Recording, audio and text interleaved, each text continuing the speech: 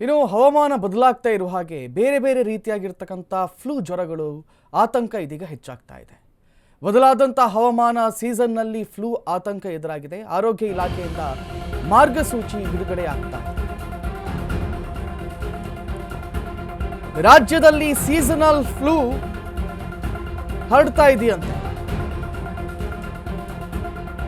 Flu ಹೆಚ್ಚಳ ಆಗ್ತಾ ಇರುವಂಥ ಹಿನ್ನೆಲೆಯಲ್ಲಿ ಮಾರ್ಚ್ವರೆಗೂ ಕೂಡ ಸೀಸನಲ್ ಫ್ಲೂ ಹಬ್ಬುವ ಸಾಧ್ಯತೆ ಇದೆ.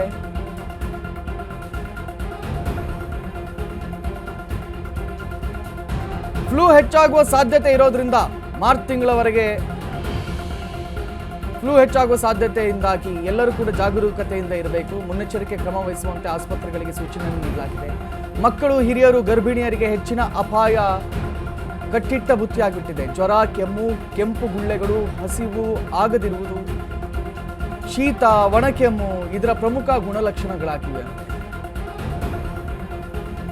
ಸೊ ಆದಷ್ಟು ಯಾರಿಗಾದರೂ ಇಂತಹ ಜ್ವರಗಳು ಬಂದಿದ್ರೆ ದಯವಿಟ್ಟು ಮಾಸ್ಕ್ಗಳನ್ನು ಬಳಸಬೇಕಾಗತ್ತೆ.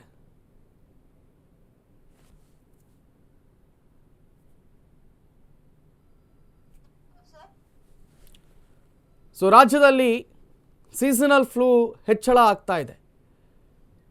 ಒಬ್ಬರಿಂದ ಒಬ್ಬರಿಗೆ ಹರಡ್ತಾ ಇದೆ. ಡ್ರಾಪ್ಲೆಟ್ಸ್ಗಳ ಮೂಲಕವಾಗಿ. ಡ್ರಾಪ್ಲೆಟ್ಸ್ ಅಂತ ಹೇಳಿದ್ರೆ ನಿಮ್ಮ ಕಣ್ಣೀರಾಗಿರ್ಬೋದು, ಎಂಜಲಾಗಿರ್ಬೋದು, ಅಥವಾ ಮೂಗಿನಿಂದ ಬರುವಂತಹ ದ್ರವ್ಯ ಆಗಿರ್ಬೋದು, ಇದೆಲ್ಲದರಿಂದಲೂ ಕೂಡ ಡ್ರಾಪ್ಲೆಟ್ಸ್ಗಳಂತ ಇದನ್ನೆಲ್ಲ ಕರೀತಾರೆ.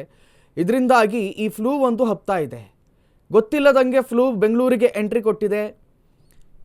ಈ ಜ್ವರಕ್ಕೆ ಪರ್ಟಿಕ್ಯುಲರ್ ಆಗಿ ಇನ್ನೂ ಕೂಡ ಹೆಸರು ಕೊಡಲಿಲ್ಲ. ಯಾಕಂತ ಹೇಳಿದರೆ ಈ ಸೀಸನ್ನಲ್ಲಿ ಇದು ಆರಂಭವಾಗಿರುವಂಥದ್ದು. ಇದರ ಲಕ್ಷಣಗಳೇನು ಅಂತ ಹೇಳಿದರೆ ಜ್ವರ, ಕೆಮ್ಮು, ಶೀತ ಮತ್ತು ಹಸಿವಾಗದೇ ಇರುವಂಥದ್ದು. ಇಂಪಾರ್ಟೆಂಟ್ಲಿ ಹಸಿವಾಗದೇ ಇರುವಂಥದ್ದು, ಬಾಯಿಯ ರುಚಿ ಹಾಳಾಗುತ್ತೆ.